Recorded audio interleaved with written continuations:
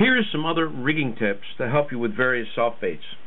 First, I'm going to take my Megabyte bass jig with dual rattles, flexible wire weed guard, and we're going to rig this with a 3.75 inch Predator cross off bait.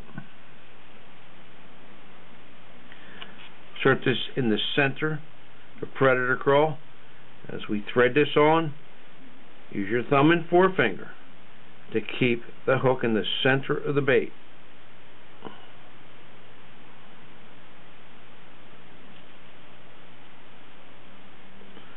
Now, for illustration purpose, this will even give you a higher lift on the bait if you rig it this way, or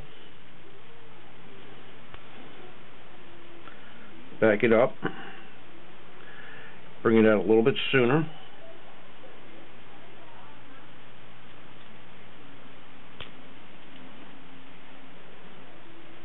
This bait floats up with the claws in the air about 2 inches off of the bottom.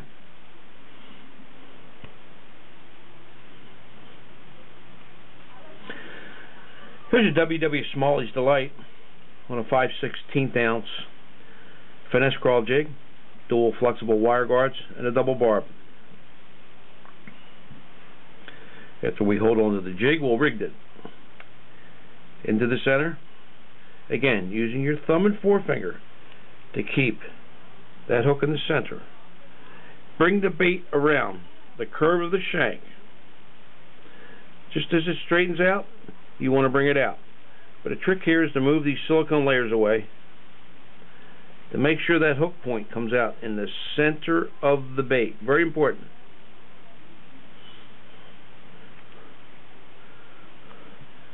This is a stand-up head. This bait will stand up on the bottom and float up like this.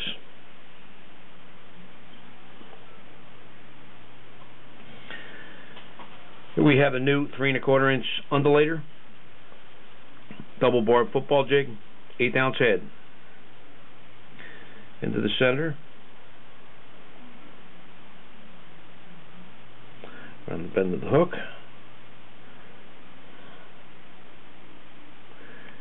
You want this bait to hang straight.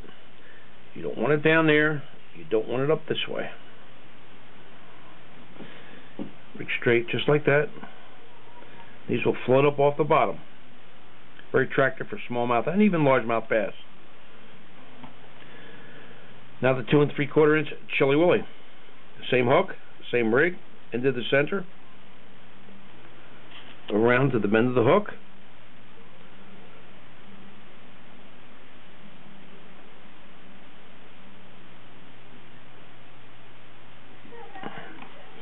We have the G&W Crinkle-Cut Worm, which also is used on the same double barb #1 hook with an 1/8 ounce football head. This is a little trickier because this worm is narrow. See how I have the worm? Into the center. Keep that hook in the center of the worm. Now, when you bring the hook out, make sure that the flat part of this worm is facing the hook point, like so. Out of the hook, out of the worm, up on the head.